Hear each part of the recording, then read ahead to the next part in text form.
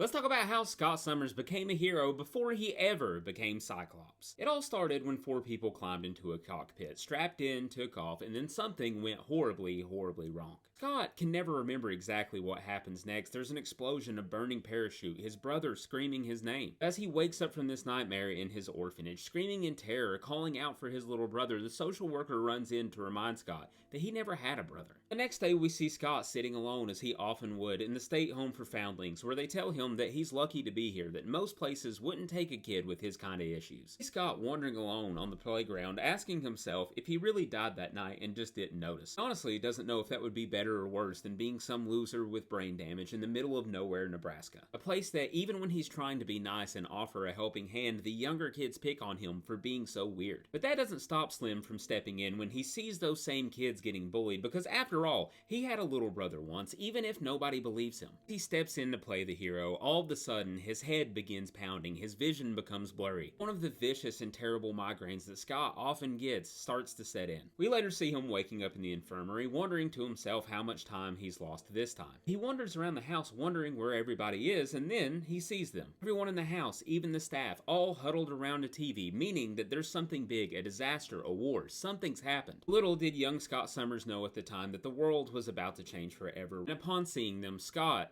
was absolutely mesmerized. While Scott thinks to himself that he'll never even see these people in person, they change everything just by existing. People talk about the Fantastic Four as if they're not even real, as if they're movie characters, but the thing is, they are real. What they are, what happened, it was all an accident. 4 people climbed into a cockpit, and then something went horribly wrong. They could have done anything. They could have went back to their normal lives, but instead, they decided to help people. Scott thinks to himself that this has to mean something. He needs it to mean something. Scott had a tendency to get obsessive, to get fixated on stuff, to not let go of things, but this feels like it's worth it. This feels important. Like if he can make sense of this one thing, he can make the rest of the world make sense too. As we see him experiencing another crippling migraine, he thinks that maybe he'll start to make sense. After the Fantastic Four's arrival, it was like the floodgates opened. All of a sudden, there's an Ant-Man, a Spider-Man, Iron Man, Thor. Scott wonders to himself why now, and the question that he tries to stop himself from asking is, where were they before? Where were the heroes when he needed one?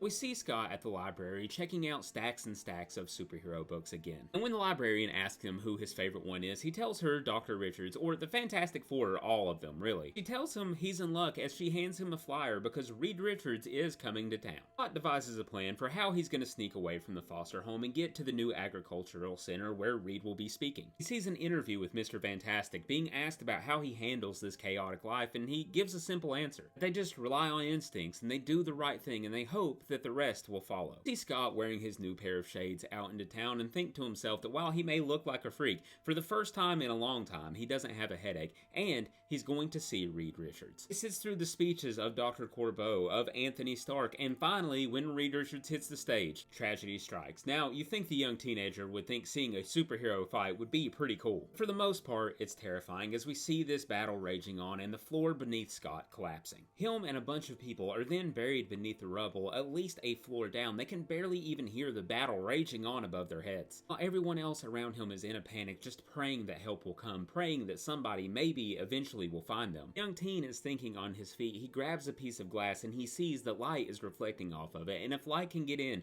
that means that light can get out. If he can play with it and find the right angle, then somebody outside has to notice. Thankfully, he caught the eye of a first responder who was able to stabilize the wreckage and then get all of them out to safety. Here, Scott comes to the realization that being a hero, that doing the right thing, he always thought was about power. Maybe it's not. Maybe the trick to it all is being prepared and knowing what the right thing is to do. He stares at that piece of glass. He knows he's not a genius. He knows he's nothing special, but he thinks to himself that maybe he can help people. Realizing that, he feels like he has came out of the dark. Scott's whole life felt like it just happened to him, like he was in a free fall, just constantly waiting for the crash, but no more. As we see Scott checking out a brand new stack of books, he's trying to think and prepare for how to react in emergencies. The librarian makes a suggestion to him and tells him that if he wants to learn how to think like a tactician, that he should start here, as she hands him Sun Tzu's The Art of War. Upon reading it, Scott realizes that it's not a book about military strategy, that it's about everything. Scott reads the book over and over and over again. He ends up renewing it 3 times at the library. He wants things to seem as simple as Sun Tzu makes them sound, but they are definitely not. He begins to get bullied once more. We see Scott wanting to put some of the tactics he's learned to use use. As he's thrown to the ground in this fight and his glasses go flying off, it's like the headache had just been lying in wait the whole time. And all of a sudden, it's like his head explodes and is on fire.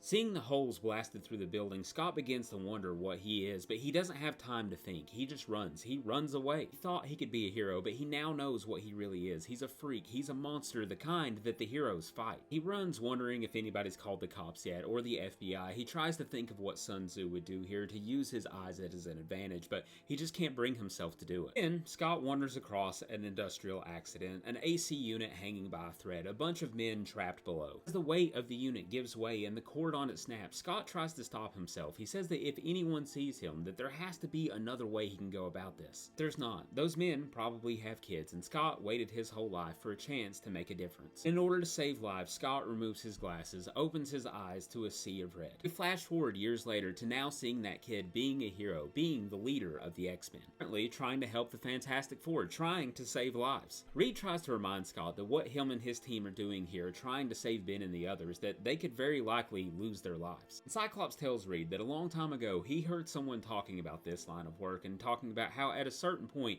you have to rely on your instincts, just do the right thing and hope that the rest will follow. Of course, Mr. Fantastic is familiar with his own quote. He asks Scott, generally, in your experience, does it follow? And while he suits up to head out, Scott tells him, not always, but we keep trying. Scott always thought that if he learned to do what Reed did, that he could make sense of the world, and that he could make sense of himself, but mostly he's just learned how wrong he was, and that no matter what, it's worth it anyway.